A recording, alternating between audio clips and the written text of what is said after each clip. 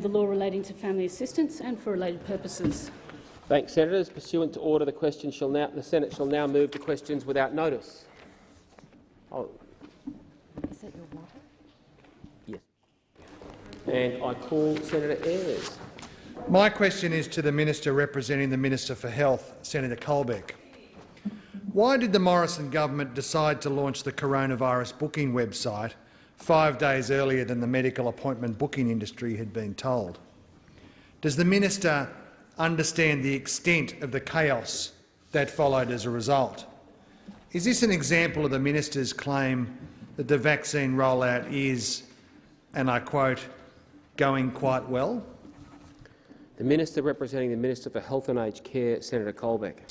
Thank you, Mr President. I thank Senator for his question. And, Mr President, I think that the ramp-up of the rollout of the vaccination process continues continues to progress. And, Mr President, and yes, it is actually, I think, going quite well, Mr President. Mr President, yesterday was always going to be a busy day. Yesterday was always going to be a busy day. The first day where Australians could contact their was always going to be a day where people sought to gain access to the vaccine, Mr President. And in fact, 98% of those people who checked the website to check whether they were eligible for the vaccine got through on the first time. Got through at the first time, 98%, 381,000 people, Mr President. Mr President, so well, that's not true, Senator. Some people can book online, Mr President, and this vaccination process was always going to start slowly and build up. And as I said yesterday, Australians must be patient.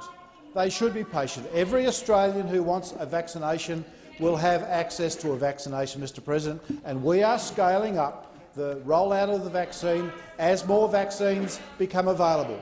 And we will continue to do that, Mr President. We said that we'd start the Pfizer vaccine rollout in February, and we did. We said we'd start the AstraZeneca rollout in early March, and we did. And we've now said, and we've now started the rollout of Phase B, which will commence next week, Mr President. And, Mr President, can I say to all of those in doctors' surgeries, thank you for your forbearance.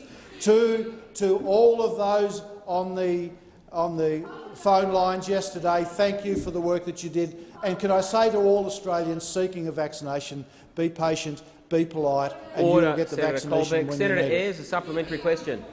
In stark contrast, industry sources have said that they were told the booking website was going live next Monday, and that the early launch, and I quote, eroded patients' trust in online bookings in one day.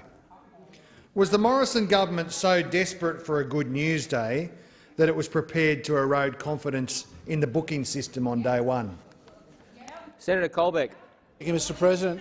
The only people eroding the confidence in the vaccine rollout is the relentless negativity of those on the other side, Mr President, who at every turn and at every opportunity try to tear the process down, Mr President.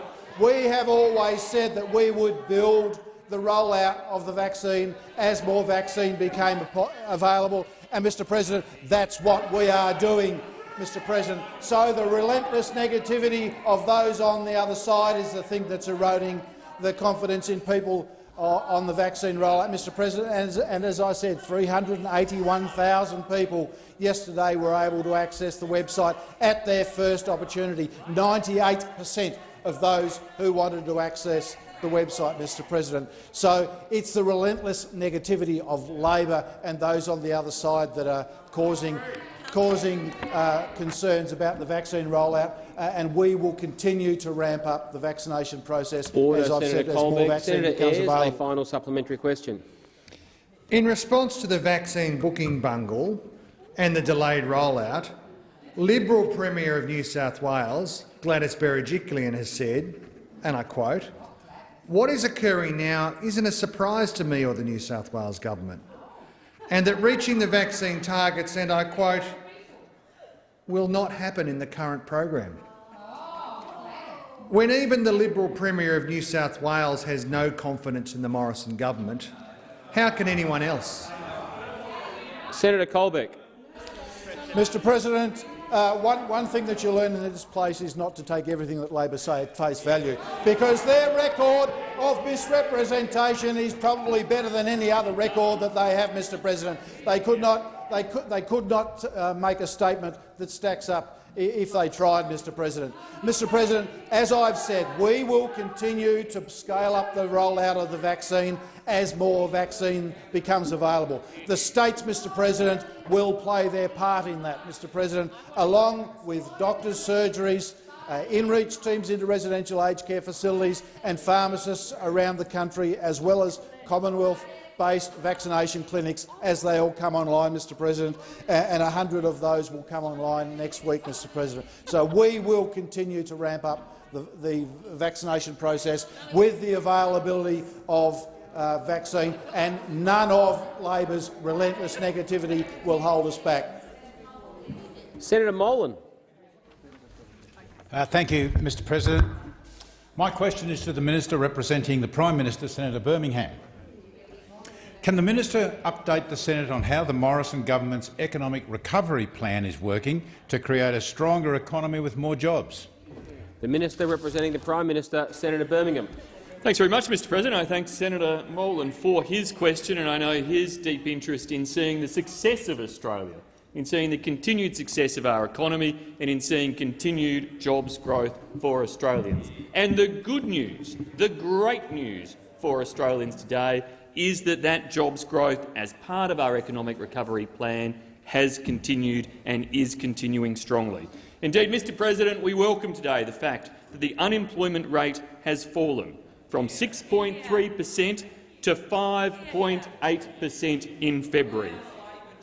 Employment has increased by some 88,700 people, Mr President, to be back above its March 2020 levels. Let all senators just reflect on that fact for a moment. Employment in Australia is back above the levels that existed in March 2020. The overall increase in employment was driven by full-time jobs. In fact, full-time jobs grew by some 89,100. And indeed, as Senator Abetz said before, you'd expect some cheering from those opposite. You would expect some positivity from those opposite, rather than the deathly silence that the merchants of doom and gloom over there have. They want the vaccine program to fail. They want the economy to fail. They just want to see negative outcomes. They don't want to celebrate in Australia's success. We know there's a job to continue to do, and we are determined to keep doing that job. But we welcome the fact that, building on the first 2 quarters in Australia's history of back-to-back 3% plus growth, we've seen that translate into jobs growth. And that jobs growth means more opportunities for more Australians, more security for more Australian families, and our policies are designed to keep that going into the future. Senator Molan, a supplementary question. Thank you, Mr President. And based on those figures, can the Minister inform the Senate on how the government's strong economic management is creating more jobs and what confidence this provides as we transition out of emergency and temporary support measures? Senator Birmingham. Mr President, it's been the greatest global shock to the economy since the Great Depression. But our policies and the approach that we've taken in Australia and the work of Australian businesses and Australian people have kept Australia safe and secure. They've kept our economy strong, and that is evidenced in terms of these job figures. Indeed, Mr President, today we've seen Prime Minister Gillard's former economic advisor, Stephen Koukoulas, describe these figures as, and I quote, "some pretty good labour force numbers, whichever way you cut it." This recovery has been remarkably good, he said. This recovery has been remarkably good, he says. And indeed, Mr President, we are pleased to see the recovery continuing. But we know, Mr President, that more work needs to be done, that we continue to work through the policies that are necessary to keep delivering for Australians. But already unemployment is above the forecasts of the RBA, better than the forecasts of the Treasury, and those jobs are good news for all Australians. Senator Molan, a final supplementary question. Can the Minister update the Senate on further measures the government is taking to support the next phase of our economic recovery? Senator Birmingham. Well, Mr President, under our economic recovery plan, we've been investing some $251 billion of economic support to Australians, to businesses, to households, to families across the country.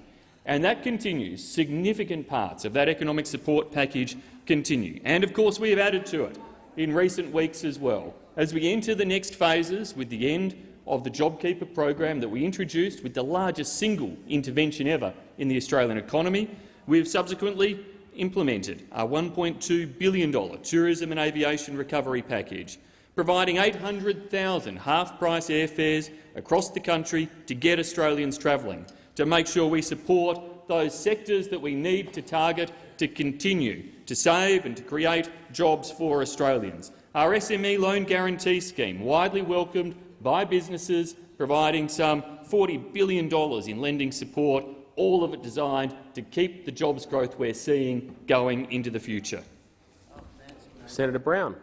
Thank you, Mr President. My question is to the Minister representing the Minister for Health, Senator Colbeck.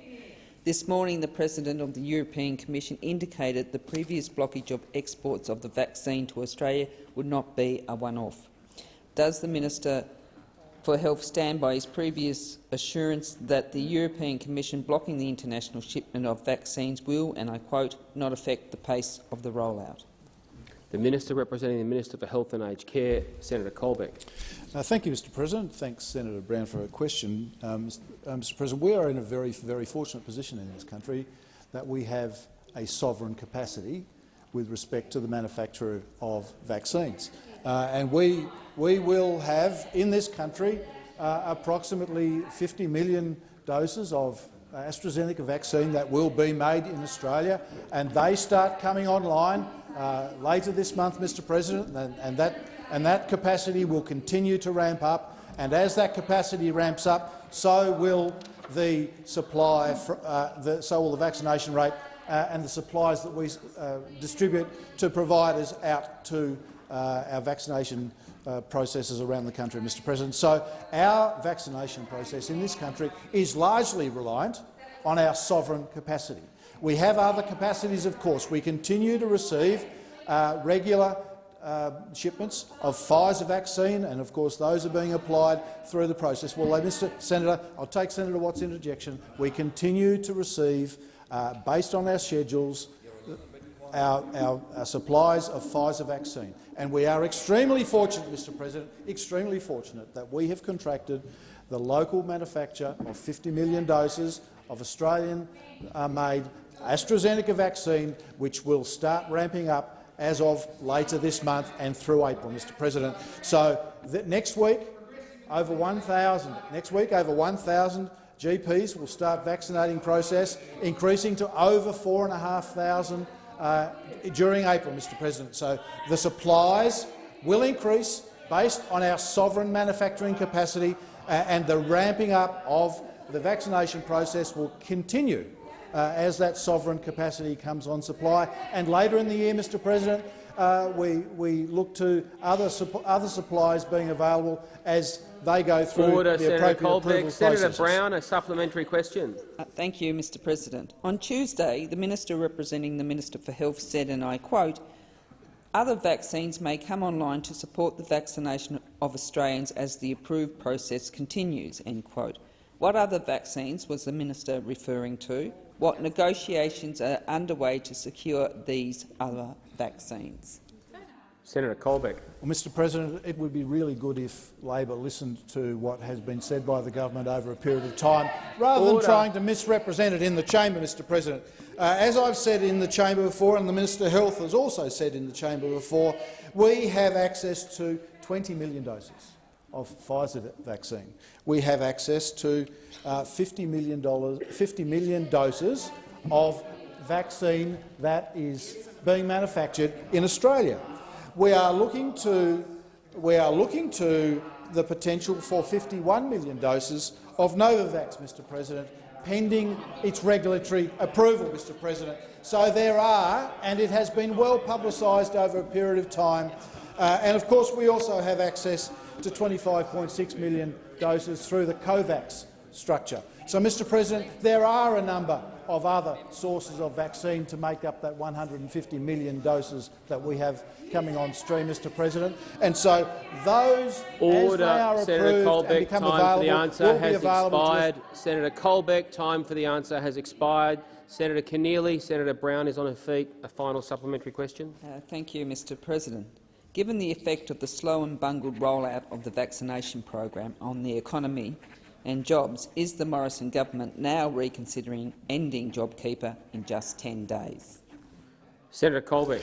Well, Mr. President, I completely reject the premise of the question. We have continued to grow and build the rollout of the COVID vaccines across this country as we said we would. We have continued and in line with available supply, Mr. President, in line with available supply.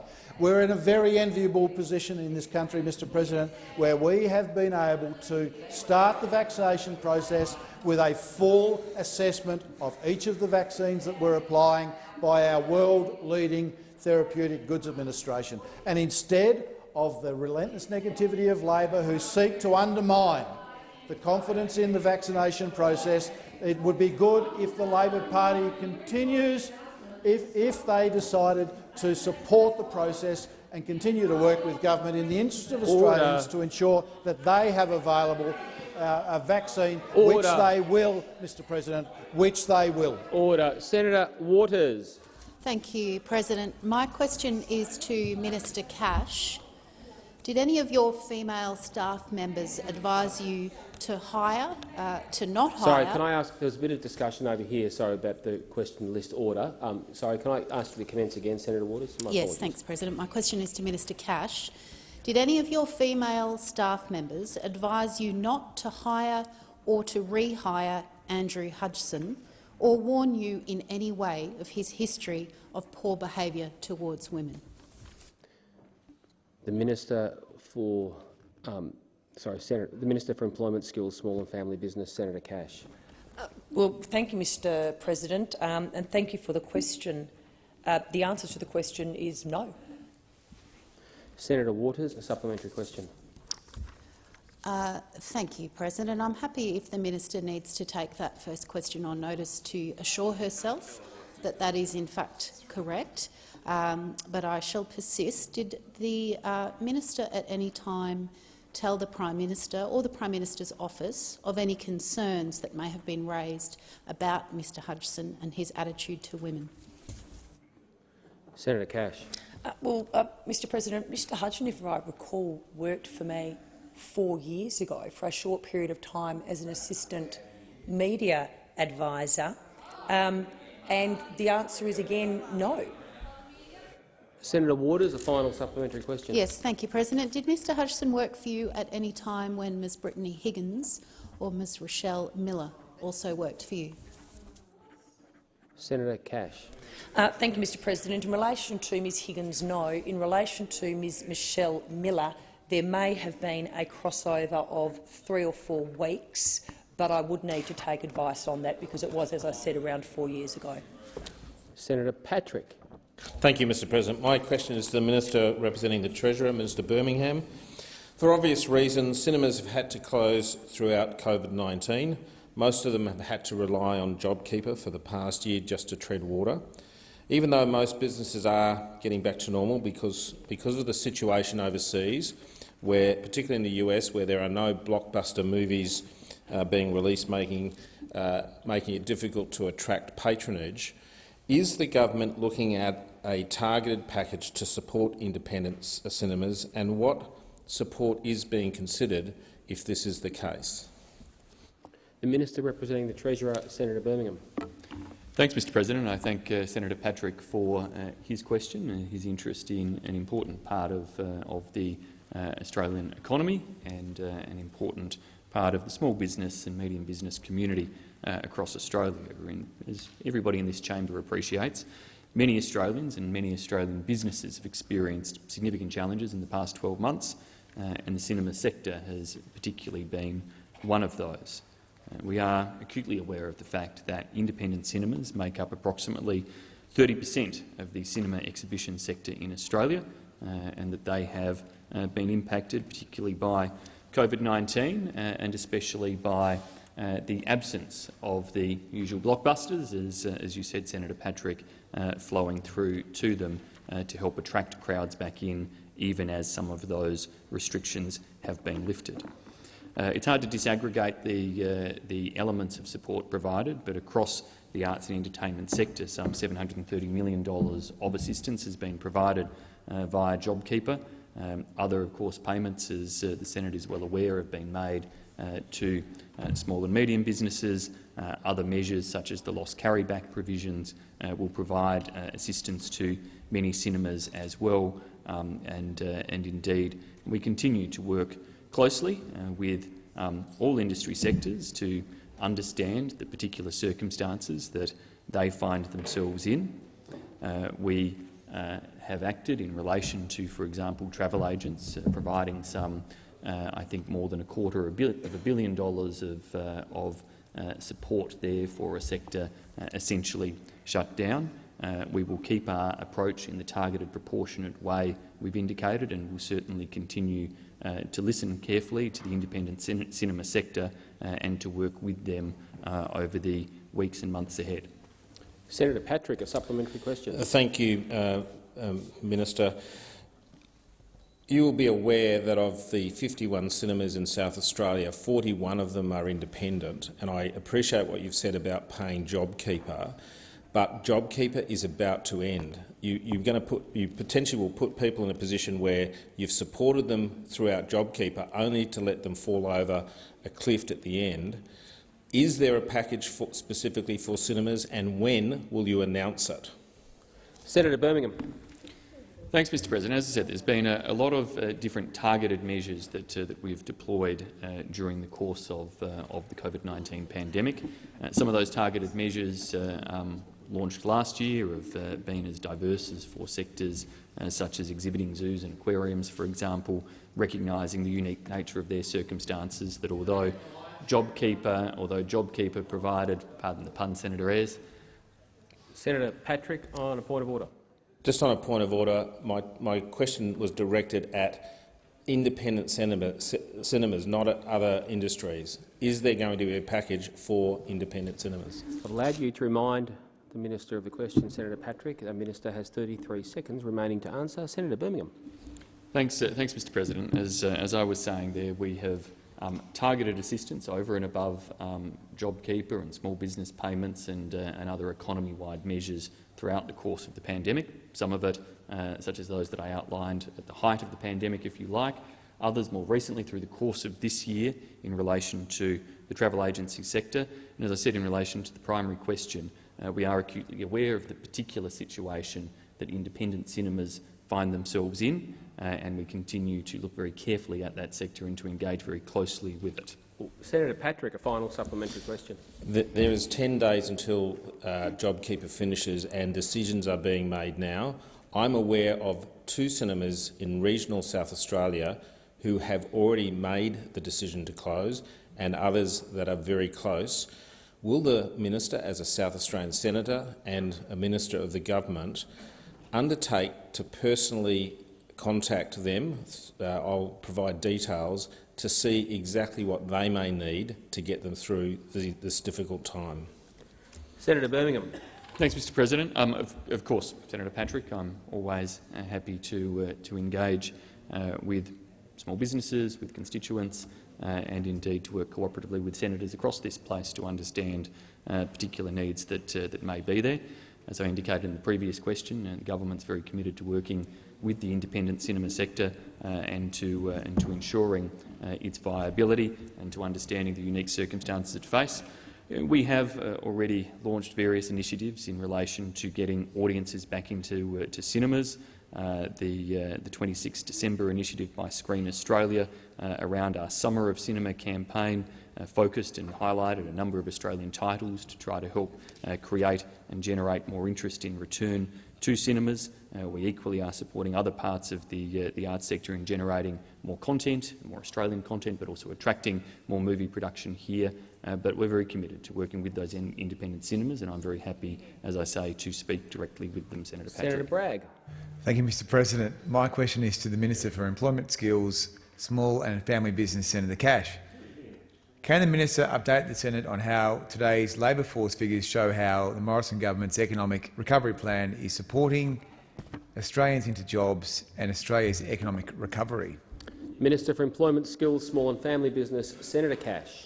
Thank you, Mr President, and I thank Senator Bragg for his question. And, Mr President, the labour force figures that have been released today by the Australian Bureau of Statistics, they show that the Australian labour market, and that is of course the employers out there, it continues to recover strongly in February 2021. What we saw this last month was employment actually increased by 88,700 over the month, and that exceeded all market expectations. Importantly, all states and territories across Australia recorded a rise in employment over the month. So what you're now seeing is the ending of those COVID restrictions are well and truly seeing the states and territories now create jobs. There are now more than 13 million Australians in work. And what that means, Mr President, is the level of employment is now 3,600 above the pre-COVID level in March 2020. And in fact, it's 876,400, or 7.2% higher than the trough in the labour market recorded in May 2020.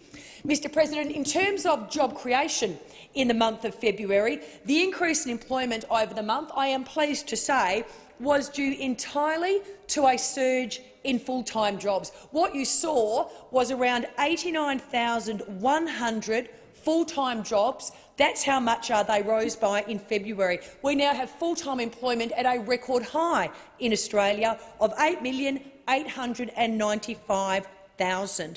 Women also, as the Minister for Women knows, women accounted for the vast majority of the rise in employment in February. That was up by 74,100. And what we also see now is that is at a record high of 6,174,200. Mr President, we also saw the unemployment rate drop by 0.5 percentage point. So what we're seeing is a strong recovery in the labour market. Senator Bragg, a supplementary question. Thank you very much. Minister, how will the government continue to support our labour market to recover from this once-in-a-century economic shock from the COVID-19 pandemic? Senator Cash. Well, Mr President, the government's economic recovery plan, described as key to saving jobs by the OECD, will continue to create employment opportunities in Australia and also to secure Australia's economic and labour market future. You know, as we enter the next phase of COVID-19, because we know there is a phase, we need to actually come out of it, we have our $74 billion JobMaker plan, and that's of course putting in place major supports for employers and the Australian workplace. Of course, as the Minister for Skills, I'd like to highlight the government's strong focus on what we've done to support apprentices and trainees throughout Australia. Our Supporting Apprentices and Trainees Wage Subsidy has now seen over 123,000 apprentices kept on since COVID-19 commenced, and of course the Boosting Apprentices commencement has now supported over 100,000 new commencements. Senator Bragg, a final supplementary question. Thank you very much. As we enter the next stage of our economic recovery from COVID-19, why should Australians have confidence in the resilience of our labour market and the potential of our economic recovery? Senator Cash. Well, Mr President, as the Prime Minister and the Treasurer say, there is a long road ahead, but the economic outlook is looking optimistic. When you look at the performance of Australia, we have outperformed all major advanced nations, with more Australians in work today than before the crisis. As I said, we now have seen in excess of 13 million Australians are now in work, and the level of employment today is actually higher than what it was at the height of the crisis. We continue to see, though, consumer confidence, business confidence and job ads grow to higher levels than before the pandemic. Despite the impacts of COVID-19, the latest ABS data also shows that an additional 46,000 businesses were trading over the year to June 2020. Again, Mr President, what the government is all about is putting in place that right economic framework to ensure that across Australia businesses can prosper, grow and, of course, create more jobs for Australians. Senator Kitching. Thank you, Mr President. My question is to the Minister representing the Prime Minister, Senator Birmingham. In my home state of Victoria, more than 410,000 workers and over 130,000 businesses will be affected by the Morrison government ending JobKeeper in just 10 days. How many of the more than 410,000 workers will lose their jobs, and how many of the more than 130,000 businesses will be forced to close their doors? Minister representing the Prime Minister, Senator Birmingham. Thanks, Mr President. I thank Senator Kitching for her question. It's a question that is eerily reminiscent of questions that I recall facing at each of the transition points in relation to JobKeeper. When the government announced that there would be a phasing out of JobKeeper after the first 6 months, and we announced the journey to do so, at each of those transition points the opposition would come in here and they would ask questions about, indeed, what would occur and potentially how many jobs would be lost. And yet at each of those transition points to date, what we have seen is that the number of jobs have kept growing up. That at each of those transition points, more Australian businesses have graduated off of JobKeeper, more Australian employees have graduated off of JobKeeper, and that the number of people employed across Australia has kept going up to the point where, as Senator Cash and I have both told the Senate today, total employment across Australia now stands back at a level in advance of where it was in March 2020. Total employment is back at a level before JobKeeper came into effect. Now, we acknowledge, Mr President, we acknowledge that there will be, for some businesses, potential challenges ahead. We've always acknowledged that that would be the case. We have always acknowledged that that would be the case, Mr President. But what we've sought to do throughout the pandemic is put in place the safeguards to get Australia through the worst of it. And now, as we've come very clearly through the worst of the pandemic, through the worst of the economic crisis, we've made those measures more targeted. We've ensured those measures hone in on the parts of the Australian economy. Senator Birmingham, I have Senator Kitching on a point of order. On relevance, Mr President, I asked how many of the more than 410,000 workers will lose their jobs, how many of the more than 130,000 businesses. I'm happy to take a percentage or a number. Senator Kitching, I think while the minister is talking about the specific program in question and specifically talking about numbers employed in the labour force, I can't instruct him how to answer the question, but I do believe he is being directly relevant. There's the opportunity after question time, albeit slightly later than normal, to debate those matters. Senator Birmingham. Thanks, Mr President. Well, as I addressed very clearly and through the answer to this question, we've seen jobs growth continue. The forecasts are for jobs growth to continue, and we will continue Senator Birmingham, to support time industries. For the answer has expired. Senator Kitching, a supplementary question. Thank you. On Tuesday, Victoria's 11 regional tourism boards signed a joint letter to Minister Tehan, calling on the Morrison government to urgently add more destinations to its tourism support package. Will the Morrison government now add more destinations in regional Victoria to its tourism support package? Senator Birmingham.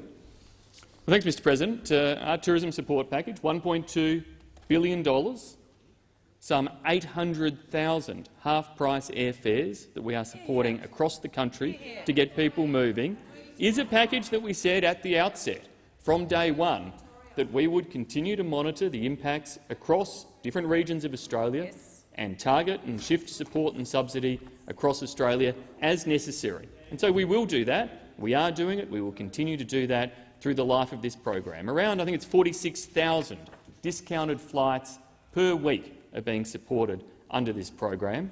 And in doing so, they're going to help to shift many, hundreds of thousands, if not millions of Australians around the country, generating more tourism activity, more bed nights, more people booking experiences, more opportunities for Australians to take a break, but also for Australians to support the jobs and small businesses of tourism operators across Australia, and we will keep making sure that package responds Senator Birmingham, as necessary. time for the answer has expired. Senator Kitching, a final supplementary question. Thank you. And I'm going to read a quote from the Victorian Tourism Industry Council Chief, and I don't think she will take great satisfaction from your answer to the first supplementary. Ms Mariani has said, and I quote, "Many operators have said that they have already told people that they can't keep them employed. So these are decisions being made right now. People cannot see a way out of this. Why is the Morrison government turning its back on Victorian businesses?" Senator Birmingham. Well, Mr. President, I know that those opposite want to see everything fail. That's their whole modus operandi. But what we've seen in the short period of time, since this program was announced, have been a significant spike in the number of airline bookings across Australia. A significant spike in relation to people getting back to business, getting back to travelling and making those sorts of bookings around Australia, including very much across regional Australia. We have seen airlines report lifts in their bookings. We have seen lifts in bookings elsewhere across the tourism and travel industry, and we've promised that we will continue to adapt this program responsive to the bookings and information and data that we get from the aviation industry and the tourism industry throughout its rollout. This is about us once again implementing a program targeted and responsive to the needs of Australians to protect their businesses and protect their jobs. Senator Canavan. Thank you, Mr. President. My question is to the Minister representing the Minister for Energy and Emissions Reduction, Senator Seselja. Can the Minister update the Senate on the potential impacts of the announced early closure of the Yallourn coal-fired power station on the security of electricity supplies in Australia? The Minister representing the Minister for Energy and Emissions Reduction, Senator Seselja.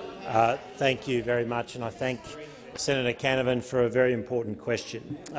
Yallourn has provided the reliable generation needed to keep energy prices low and the grid secure in Victoria and the national electricity market for decades. As an employer of around 500 staff and an important contributor to the local economy, our thoughts are with the workers, their families and local business owners who rely on the power station for their livelihoods. Senators While the Commonwealth Government understands this is a commercial decision, the exit of 1,480 megawatts of reliable energy generation brings with it reliability and affordability concerns. As an essential service, the Commonwealth Government expects the market to step up to deliver enough dispatchable generation to keep the lights on and prices low once Yallourn closes. While coal exits impact reliability and system security, the major impact for consumers will be the significant increase in prices if not adequately replaced with dispatchable capacity. We've already seen this happen with the closures of Northern and South Australia and most recently Hazelwood and Victoria, where wholesale prices skyrocketed by 85%. The Commonwealth will model the impact of the closure to hold industry to account on the dispatchable capacity needed to ensure affordable, reliable power for consumers. This will deliver needed transparency around the impact of Yallourn's closure. We're not going to stand idly by and watch a loss of reliability and affordability. We want to see industry step up, but we also want to see that consumers are properly looked after, and we get the affordability and reliability that Victorians deserve, and indeed that all Australians deserve. What we won't do is risk the stability and affordability of our energy system as those opposite would do. Labor has a 2050 energy policy, but won't explain how they'll get there. They won't explain how much it will cost. Labor has tried it before and will try it again. We're supporting technology, not taxes. That's how you bring down power prices and deliver reliable energy. Seselja. Order. I will call Senator Canavan when there is order. Order.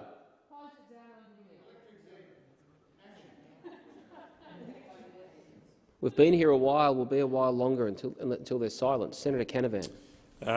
Can the minister outline how the Liberal and Nationals government is encouraging investment in reliable coal and gas power generation? Senator Seselja. Senator Seselja. Thank you. Delivering a reliable and affordable energy is one of the highest priorities of this government. And in Senator Canavan's home state, we are investing in a number of projects that will help secure the reliable and more affordable energy we need, and we know this will drive further private investment. We're investing in CopperString 2.0 with over 1,000 kilometres of high-voltage transmission line between Mount Isa and Hughenden. CopperString will deliver 750 direct construction jobs and connect North Queensland with national electricity market to help deliver lower-cost power. We're also delivering more investment in reliable generation through our Underwriting New Generation investment program. We've got a 13-point plan to ensure Australian gas is working for all Australians. Those opposite have no energy policy, just a plan for more and bigger taxes. We have a plan focused on technology, not taxes. We'll protect jobs, we'll deliver reliable energy and we'll drive down costs for households and businesses. Order. Senator Canavan, a final supplementary question. Thank you. Can the minister advise the Senate on the government's actions to deliver more reliable and more affordable power to Australians, and any risks to increase reliability and affordability for households and businesses? Senator Watt, I've called your name numerous times during this question time. Senator Seselja. Thank you very much, Mr. President. It's great to hear Senator Costanza over there interjecting again. He was a bit quiet. He was a bit quiet yesterday, but keeping energy prices down and maintaining security. Order. Senator Watt. Thank you, Mr. President. Senator Canavan. I think their clock hasn't been set for the answer time.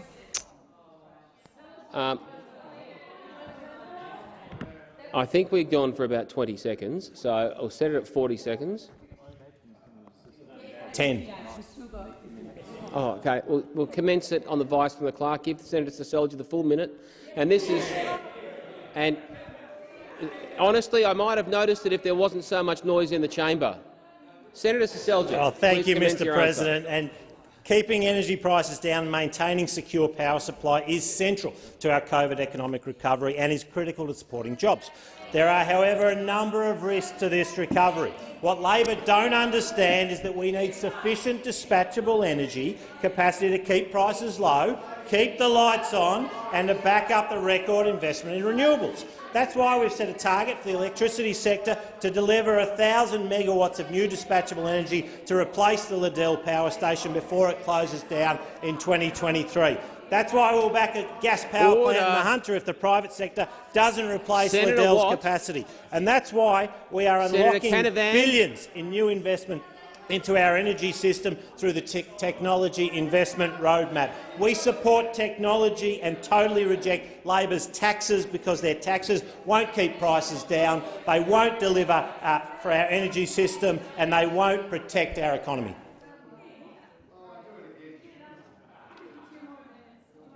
Senator McAllister.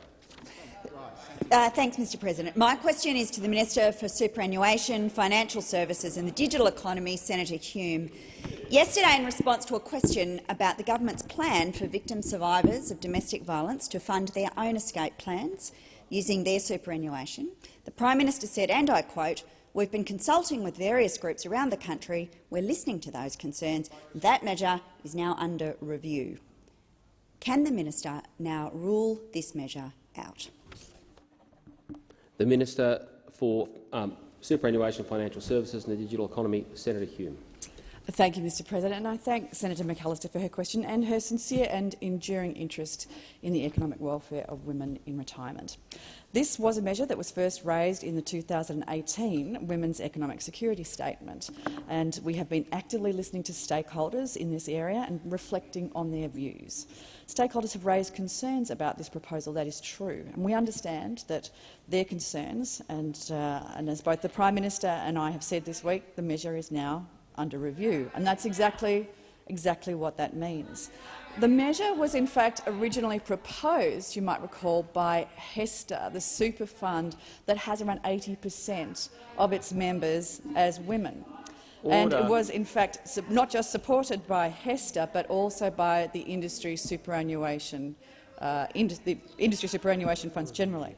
The most important thing here is that we get the safeguards right.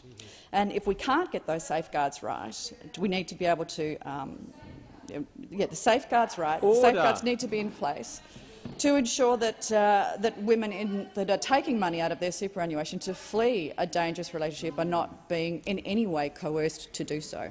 If we can't get those safeguards right, and if we get the feedback from those frontline workers in particular, who know the difficulty that faces victims fleeing violent relationships every single day, well, the measure simply won't proceed. Mr. President, the Morrison government is acting to support women's safety in their homes and in their communities, in their workplaces and online. the Commonwealth has led the way with the National Plan to reduce violence against women and their children, which will be succeeded by the National Plan next year. We've committed more than $1 billion to women and children facing family, domestic and sexual violence since coming to office in 2013. There will be further consultation as we develop the next National Action Plan to reduce violence against women and their children as the government engages with key industry and family. Senator McAllister, a supplementary question. Thank you. Domestic violence victim survivor Nicole Lee has told the ABC, and I quote, "We don't even have any super to tap into, and the other side of that is that we shouldn't be tapping into super to escape from violence." Why does the minister think it is, and I quote, "a terrific opportunity to make a woman who wants to leave a violent relationship choose between her financial security and her personal safety?" Senator Hume. Thank you very much, Mr President. In fact, it wasn't just me that said that we wanted to give women an opportunity to leave a violent or menacing relationship. It in fact was the CEO of HESTA who said that while women already retire with almost half of the super of men, they shouldn't have to use their super for this purpose. But family violence is one of the rare situations in which short-term financial needs are more compelling than the need to preserve superannuation for retirement. Order. Senator Hume. I have Senator Wong on a point of order. A point of order, direct relevance. The CEO of a super fund is not the minister. The minister was asked about her quote, her own statement, a terrific opportunity, and I'd ask to return to the question. Senator Wong, when the question concludes with why does the minister think it is and refers to a quote the minister's made, I think it is also directly relevant if the minister is actually referring to supporting material in that. I'm listening carefully to the answer, but at the moment I believe that is directly relevant. Senator Hume. Thank you, Mr President. Indeed, it wasn't just me that felt that this was an opportunity to give to women who are fleeing a menacing or dangerous relationship. It was also the CEO of the HESTA Superannuation Fund, and indeed it was Matt Linden, the Deputy CEO of Industry Super Senator Australia. Wong on a point of order. Mr President, this is a prior statement the minister has made. I understand your ruling enables some other material, but the question goes to comments this minister has made, and I would ask her to return to the question. Again, Senator Wong, I will carefully review the Hansard. I genuinely believe that if someone is being asked why they hold a particular view, it is directly relevant for them to refer to supporting material that may have been of persuasion or other matters. But I will again review the Hansard in detail and make sure I come back when we next sit. Senator Hume. Thank you, Mr President. Indeed, I am not the only one that believes that this is an opportunity for women to flee a dangerous or menacing relationship. Matt Linden, the Deputy CEO of Industry Super Australia, said allowing access to super in special circumstances could be the difference between someone seeking vital help Order, Senator or not. Hume. Time for the answers expired. Order. Order. Senator McAllister has the call for a final supplementary question. Thank on my you. right, on my left and right now. Order. Senator McAllister. Domestic Violence New South Wales CEO Delia Donovan has said, and I quote, "It's absolutely not okay in terms of creating further debt and poverty later on for women who are already affected by the gender pay gap. 1 in 3 women has no super. Most women under the age of 45 have a super balance of less than $45,000. I ask again, why does the minister think it would be a terrific opportunity to create further debt and poverty for women leaving violent relationships?" Senator Hume. Thank you, Mr President. And I answer again that this is an opportunity for women to leave a dangerous or menacing relationship. And it wasn't just me that thought that this is a good idea. In fact, it was not just the CEO of HESTA, not just Matthew Linden, the Deputy CEO of Industry Super Australia, but it was in fact the board of HESTA. Can I tell you who's on the board of HESTA? The board of HESTA are representatives of the ACTU. The ACTU were on the board of HESTA. Order. The ACTU are on the board of HESTA. Who else is on the board of HESTA that thought that this was a very good idea? Let me tell you. Order. In fact, the United Workers' Union are also represented on that board. I believe that's Senator Walsh's and Senator Watt's union. the Health Services Union is represented on the board of HESTA. I believe that might be Senator Kitching. Well, I know you had something to do with the Health Services Union. I'm not sure whether you remember anymore. Can I also tell you that the Australian Services Union, I think that's your union, Senator Wong, is that not correct? I think your union Senator also Hume, thought that was a good answer idea. has expired. Order. Order. Order. Order. Order. I will.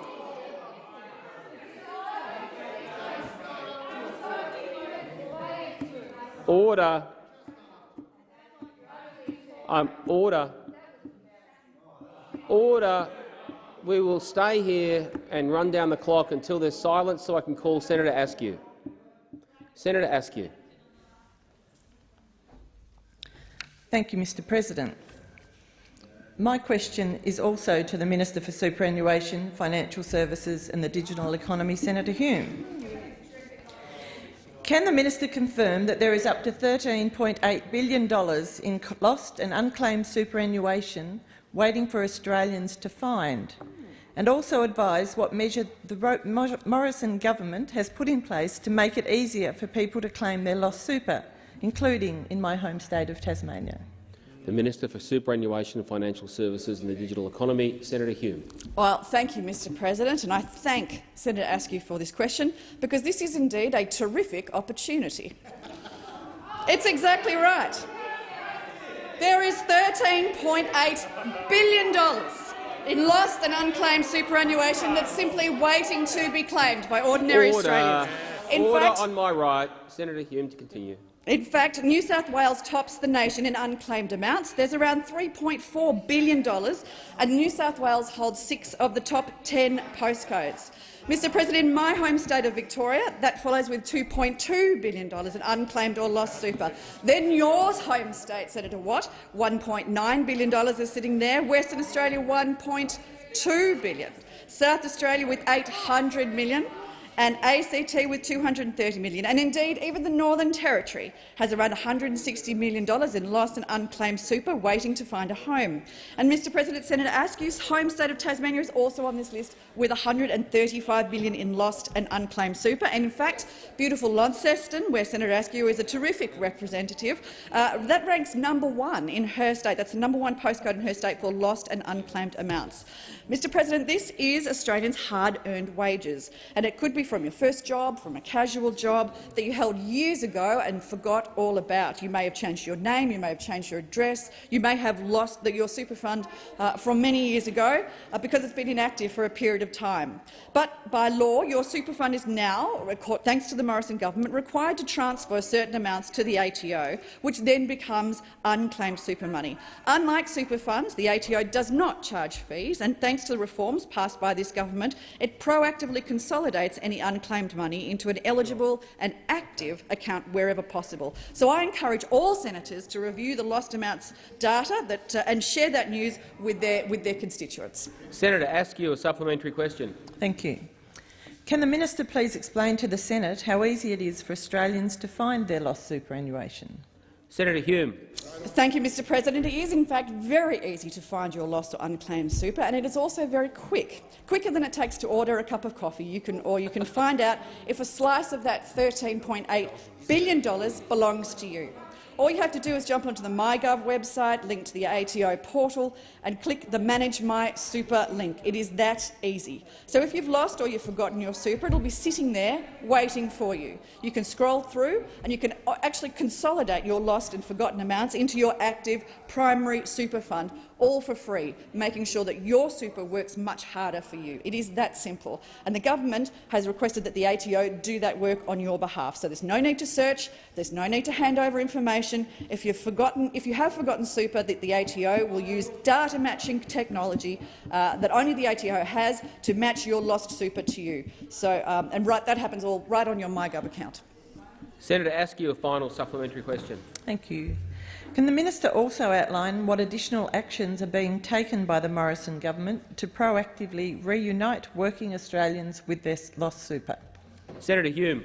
Thank you again, Mr President. Thank you, Senator Askew. Yes, I am very proud to inform the Senate that the Morrison government has already, in fact, reunited Australians with billions of dollars in lost and unclaimed superannuation. And data released by the ATO for the financial year ending June 2020 shows that the Morrison government's reforms have had an enormous impact on the retirement balances of millions of Australians, reducing unclaimed super by around $7 billion compared to the 30th of June 2019. In just 7 months, $7 billion in lost and unclaimed super has been reunited back into the accounts of hard-working Australians. This is on top of the Morrison government's reforms of the incredibly effective Protecting Your Super reforms that allowed for that proactive reuniting of super with lost and unclaimed super, and also capped fees on low balances and inactive accounts, making your super work so much harder for you.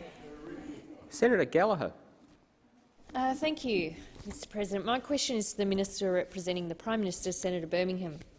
Yesterday, the Prime Minister confirmed that advice was being sought regarding the scope of the Attorney-General's portfolio responsibilities, which would be removed from the Attorney-General on his return to work. When was this advice sought and by whom? The Minister representing the Prime Minister, Senator Birmingham. Thanks, Mr President. Look, those are details that I do not have to hand. I'd have to take those on notice for the Senator as to specifically when it was sought and specifically who made the request. As we have outlined to the Senate quite clearly, the government sought that advice out of an abundance of caution. We have, out of a further abundance of caution, acted in a number of interim ways in relation to engagement that the Attorney-General or his office would have on matters as they pertain particularly to the Federal Court and to the Australian Broadcasting Corporation, pending the receipt of that advice. I'm not aware of updates to any of those precautions that have or are being taken at present, but of course, as all senators are aware, in the interim at this point in time, Senator Cash is acting as the Attorney-General and is therefore without any risk of conflict in a position to be able to fulfil all of the normal duties of the Attorney-General in relation to any ongoing arrangements that may be necessary when the Attorney-General returns to work.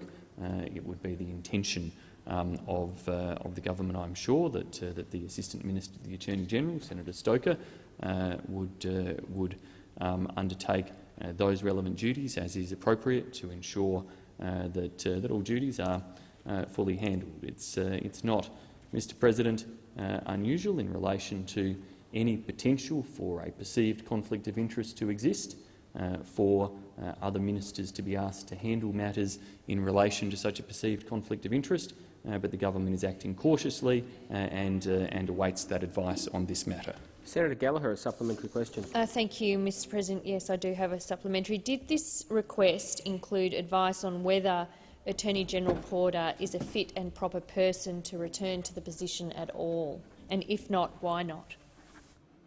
Senator Birmingham.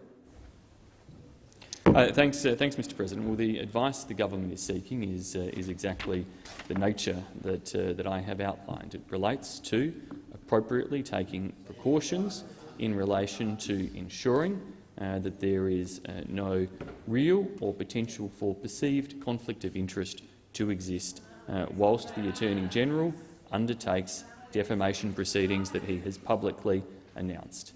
The Attorney-General, like any Member of Parliament, like any Australian, has, Mr President, a right to be able to use the existing laws of the land to be able to pursue a defamation allegation, and in doing so, Mr President, and in doing so, an independent judicial process will no doubt have an opportunity to hear the claims that are made and to ensure that through that process the matters are properly for the answer independent. has expired. Senator Gallagher, a supplementary question. Thank you, Mr President. Yes, thank you. Why should the Australian people accept a part-time Attorney-General on a full-time salary? Senator Birmingham. Mr. President, as I said, if the senator had listened to the primary question, it is not unusual. It is not unusual, and there would be many precedents on all sides of politics that ministers, if there is any chance of a potential for a conflict of interest to exist, that there be acting arrangements put in place in relation to those particular responsibilities and duties. And, Mr. President, I have no doubt that the Attorney-General and the Minister for Workplace Relations, when he returns to work, will continue to pursue the type of work that the government has seen, indeed only today, with the passage of legislation through this chamber that is ensuring greater certainty for casual employees, greater certainty for small businesses, and avoiding the risk of some $39 billion of potential liabilities that many business organisations and representatives said could have pushed many businesses over the edge. Senator Birmingham, Mr. President, time for the answer. Mr. President, I ask that further questions be placed on notice.